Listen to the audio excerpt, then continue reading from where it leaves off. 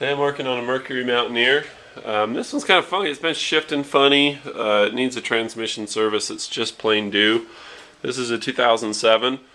A couple of interesting things about this. For one, I noticed that it has an electronic fan clutch. It's electronically controlled, Visctronic type one. It's like the one, I did a video a while back on a diesel Ram that was a 2005 that wouldn't start. And the problem with the Ram is that it basically blew the computer fuse and wouldn't run on account, it didn't stall when the fuse blew, but basically it wouldn't start either. The fuel injection wouldn't come on and play. So what we're going to end up being was a fan clutch. This video, however, is about a Mercury who tried to check the transmission fluid. You can see that there's the oil dipstick tube that's right here, but there's no other dipstick tube down that side or here or anywhere. There just isn't one. And so how do you check the transmission fluid on this? Well, I did my homework and I'm here to share with you what I found.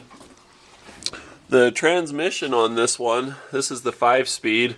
It's got the square shaped pan. The 6-speed, it's square on the bottom, but then let me just draw it here. It's got okay, so it's got a couple of funky corners on it like that. I'm just improvising. This is my new whiteboard. It's shaped more like a coffin because the corners are cut off. It doesn't really get all that wide. It's pretty rectangular, but that's the 6-speed. And then this one is a 5-speed because it's just all square. All the way around, all the sides of it are square. But here's where you check the transmission fluid level. You pull out the inside. It's a Torx. It looks like it's about a T25 or a T30 in the middle. And then the outside's just a plug. But basically you pull this out and whatever spills out is excess. And you actually fill the transmission through this plug. Now I know a lot of eyebrows are getting crinkled in the middle. And mine did too, because I think that that's a gay design.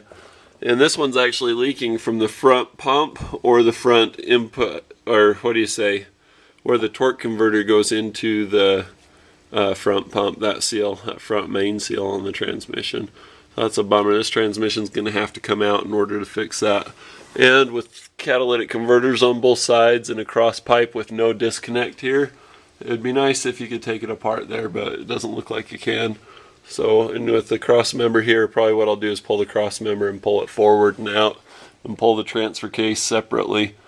It's gonna suck, but at least the cross members do come off. But I hate fighting around exhaust like that. I'll probably, looks like I can pull it there and back here. So I'll probably just pull the whole mass of it out and then go from there.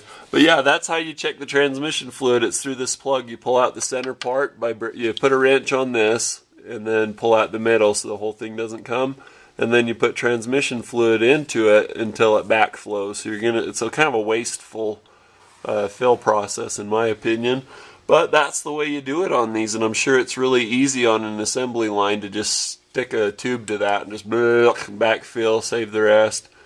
So, you know, for manufacturing it's awesome, but for service it's a real pain in the... But we call this one a PITA, a pain in the arse.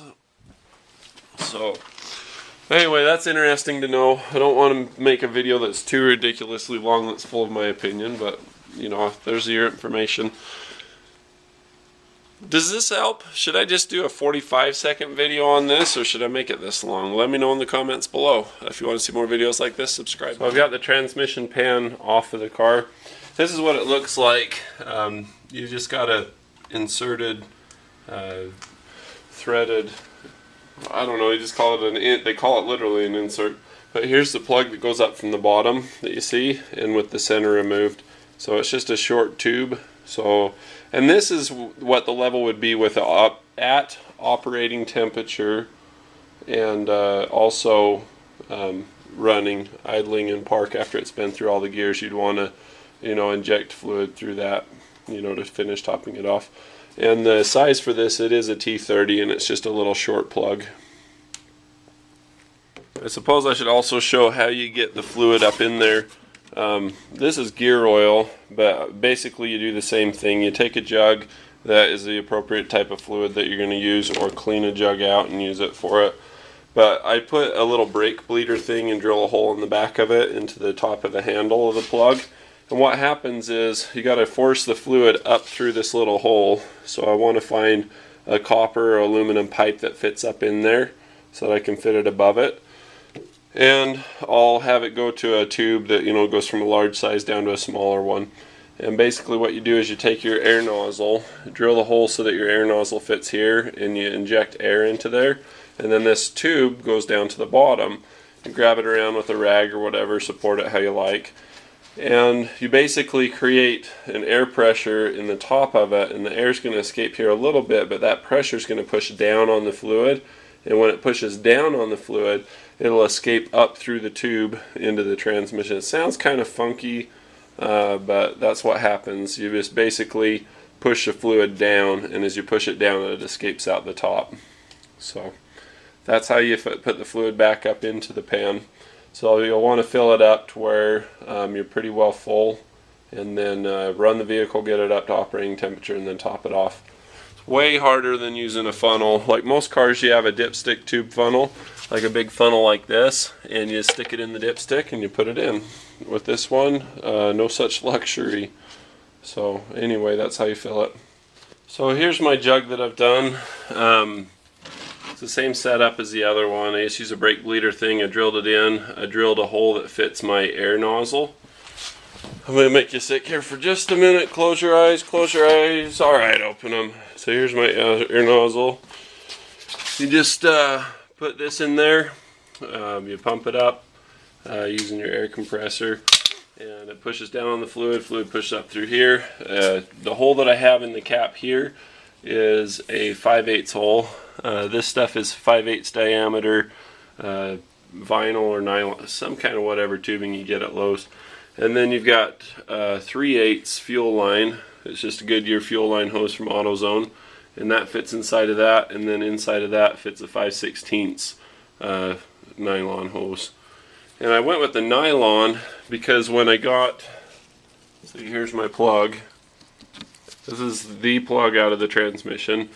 It fits in there the best. I still have every bit as big as what the threaded part is. It goes in till it hits where it narrows down, and so I maintain a good inner diameter to fill with. And then also with it being clear, I can see if I'm getting backflow and the rate of flow difference between this and this. It's just I'm curious about. So anyway, that's how that works. And then I'll pour the fluid into this using a funnel. I just pull this off, set this whole messy, because this is going to be a mess.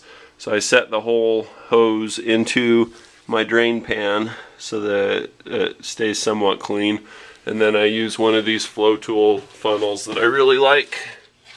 This one's made by Blitz. They've copied Flow Tool. But anyway, you just use one of those to pour your transmission fluid from here into there, and there you have it.